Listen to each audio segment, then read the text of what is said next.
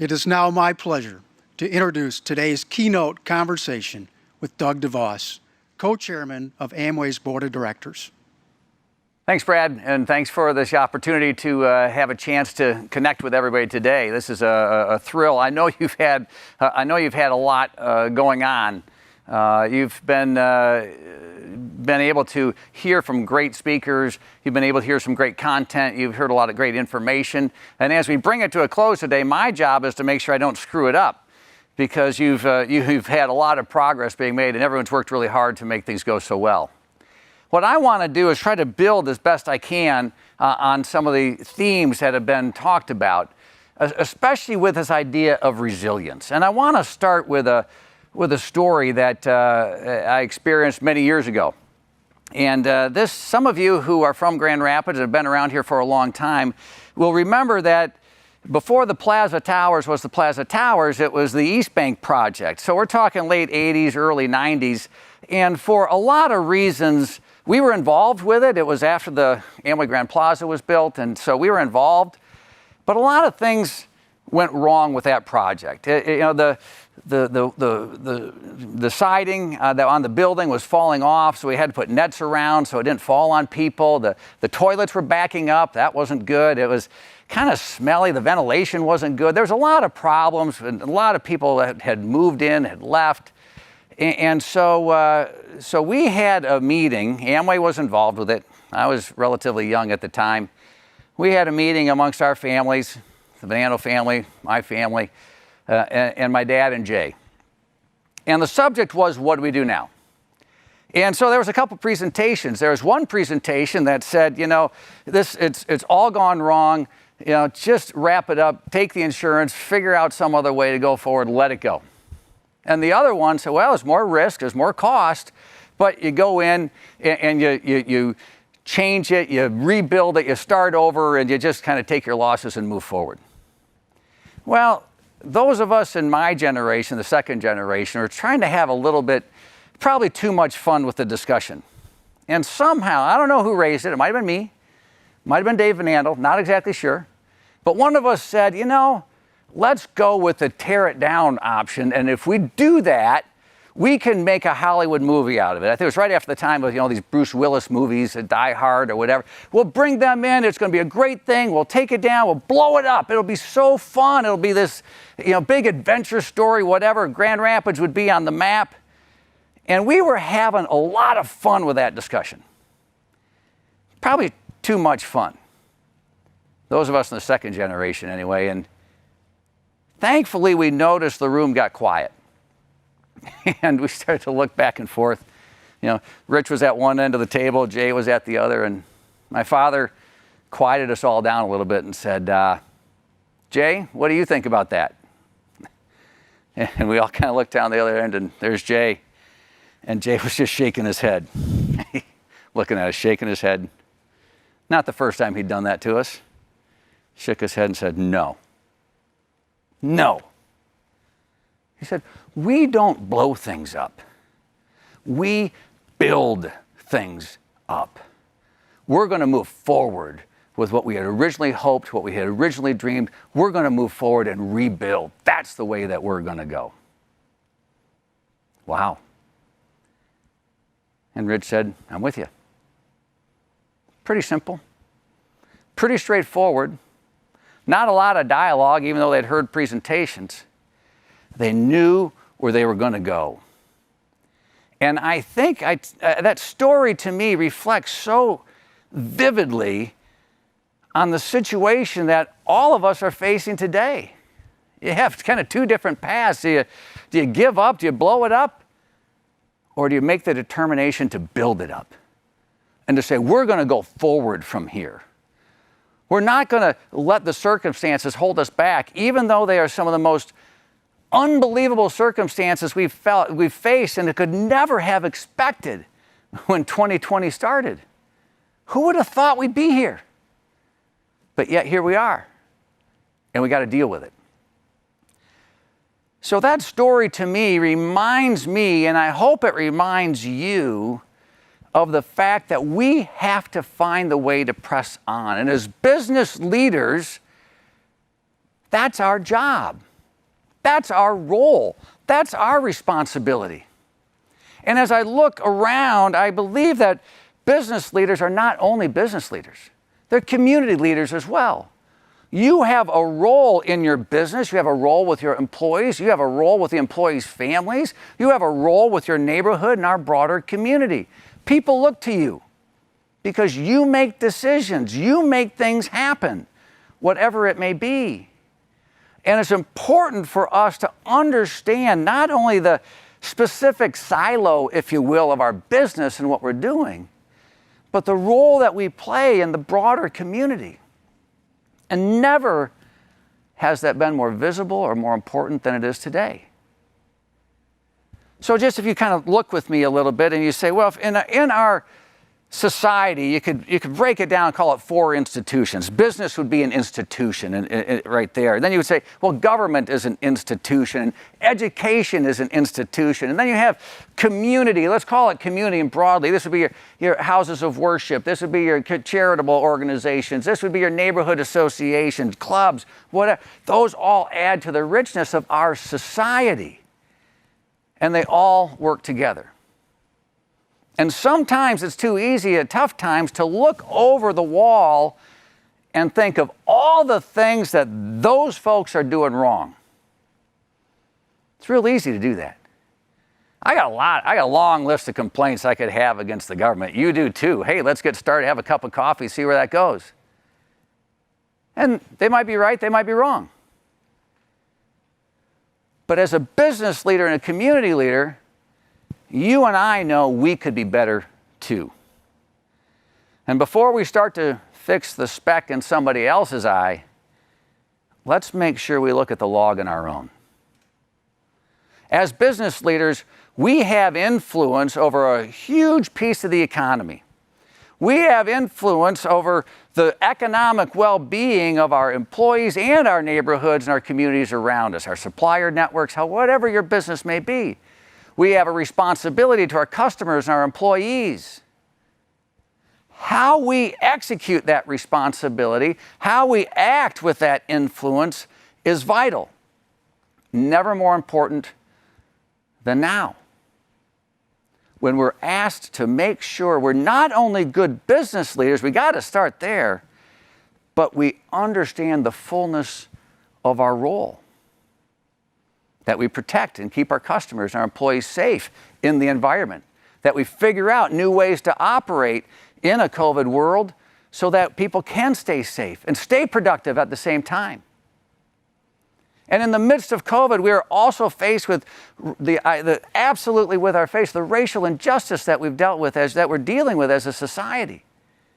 We have a chance to influence and change that by our hiring practices, by our engagement in our community, by our engagement with the education community, by finding and reaching out and creating opportunities, jobs, incomes for people from all walks of life, from all different backgrounds. And it won't just happen in the normal course of business. We're going to have to think differently, and we're going to have to be purposeful to step out and make that happen so we can make change. The term of art today is diversity, inclusion, or equity and inclusion. Great work that must be done by all of us to think through, to reach out to people in our community who have been denied access to the opportunity, the economic opportunity that we influence dramatically. So before we look to other people, other institutions, let's make sure we look at ourselves and say, what can we do to be better? At Amway, we would talk a lot of times about how we wanted to grow the business, how we wanted to be bigger, how we wanted to expand, whether geographically or grow sales or introduce products. But we found our best discussions were when we looked at ourselves and said, what are we going to do to be better?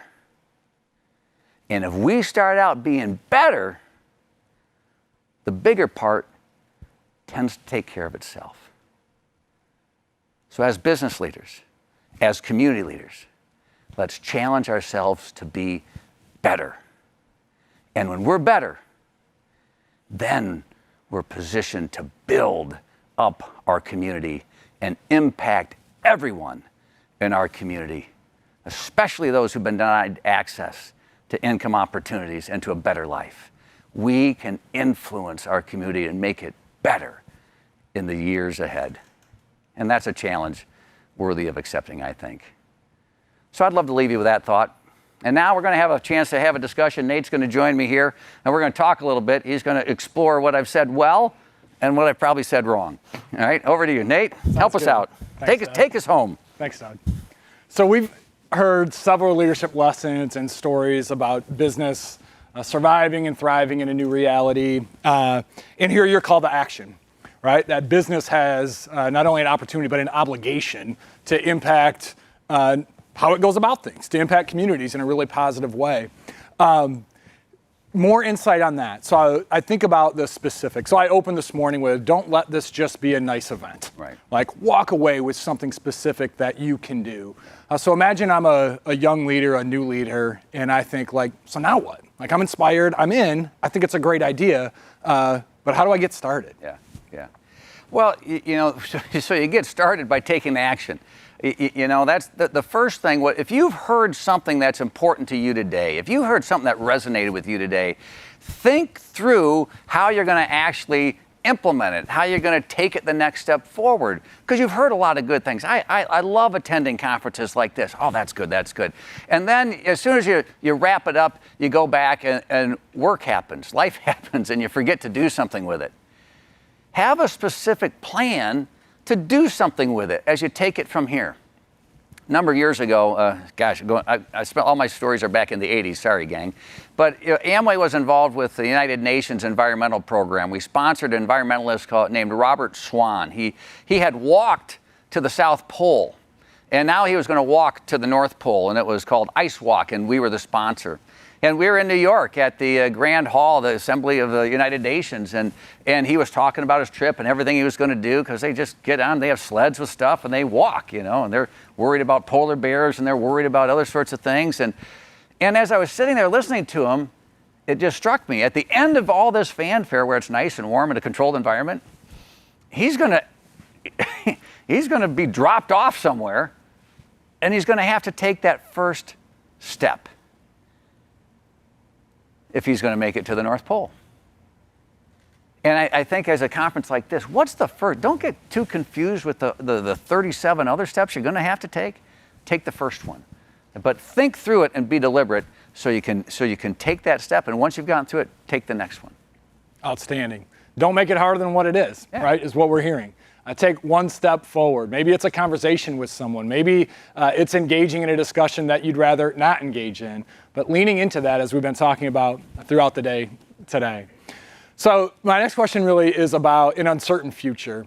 And so we've heard a lot about leadership fear, if you will, and unsure how to navigate. And maybe the answer is similar. I don't know, but I wonder about how we might continue to cope with a forecast that is uncertain for us as leaders.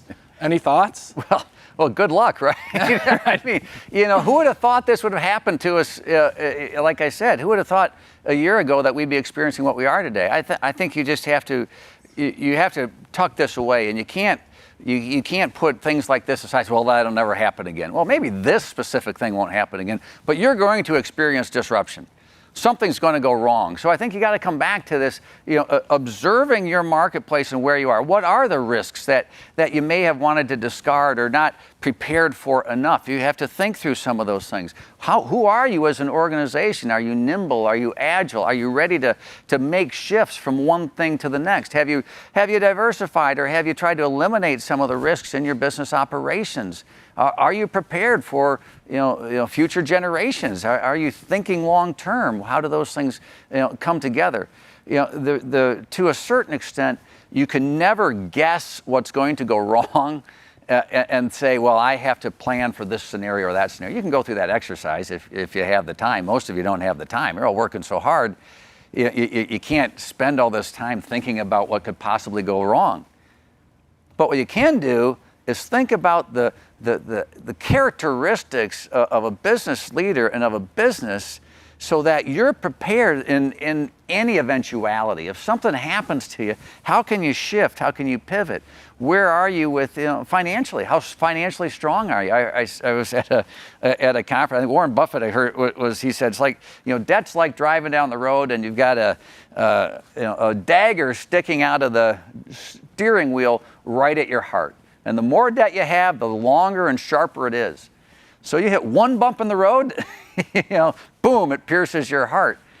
Where are you financially? How strong are you? How stable are you? Have you thought those things through so you're prepared for eventualities, because something's going to happen to you? So think about the building blocks, the fundamental building blocks or elements of your business that are going to be most important to be successful through any disruption. Yeah, outstanding. So I want to pick a little up on the thought of like leadership traits and what makes a leader, a business leader in particular, a great leader. So at the risk of putting you in a position to have to give some cliche answers that are in many leadership books, but I wonder how you might think of that today, and if that's different given what we've experienced in the last 6 to 7 months than perhaps what you might have thought 5 years ago. Yeah. But as business leaders look at going forward, what are the types of things that jump out to you? I think there's timeless traits of a leader, that it's not just the cliche of the day. And what I had a chance to do was watch my dad and Jay work together.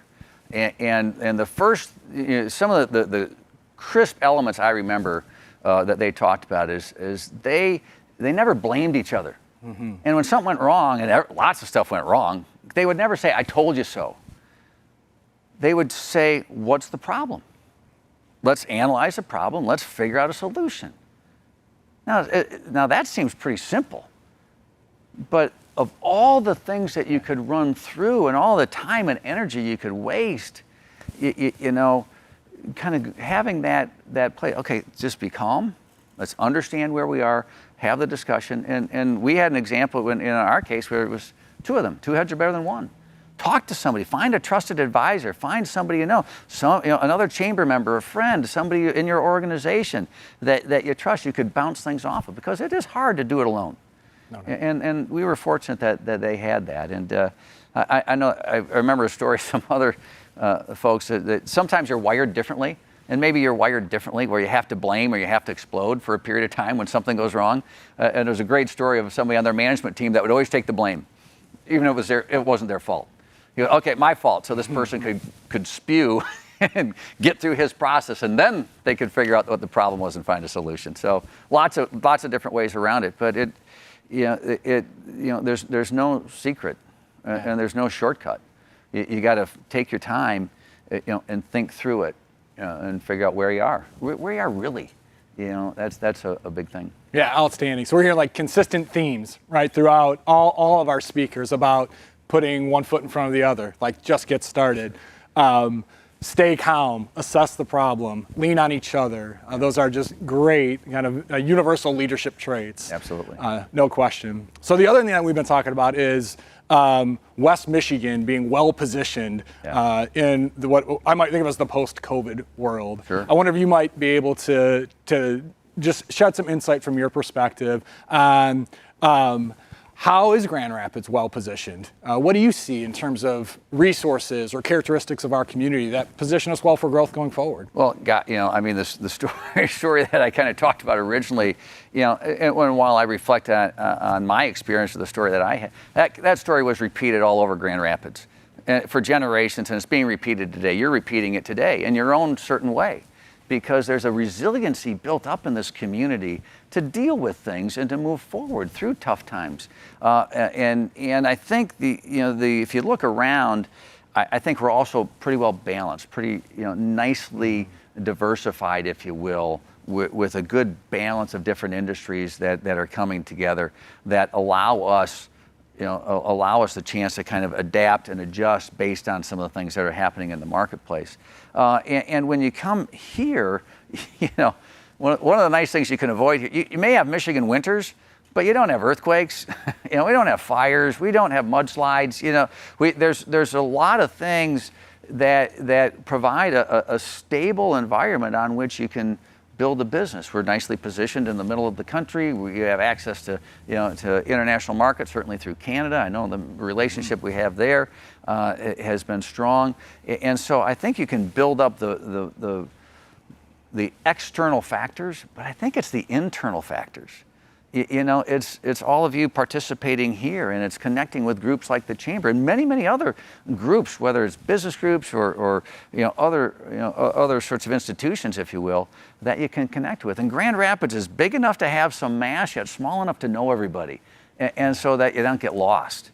And I think those are some of the elements that can lead to us being really well positioned. And I would expand it, not just Grand Rapids, take the whole labor shed or the whole West Michigan region. There's a lot of connections to the Lake Shore and north and south primarily, a little bit east as well. But we're in a really nice position to be strong, to be able to adapt and adjust kind of as a community. No doubt. To where things are going forward. No doubt. So you spoke in your comments, and you and I have had a few conversations outside of this about this concept of the maybe obligation or opportunity that business leaders have Sure.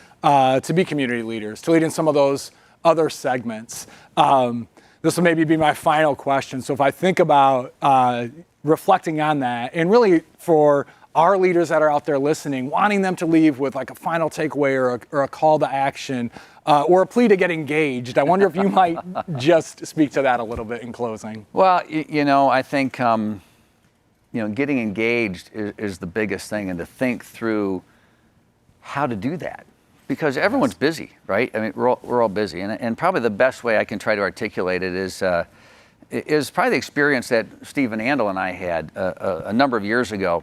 We had set out a new goal for the company. We had a pretty aggressive growth goal that we wanted to achieve, and we started to communicate about it and talk about it, and we found that people say, yeah, that's great, but nothing was changing. Things weren't different.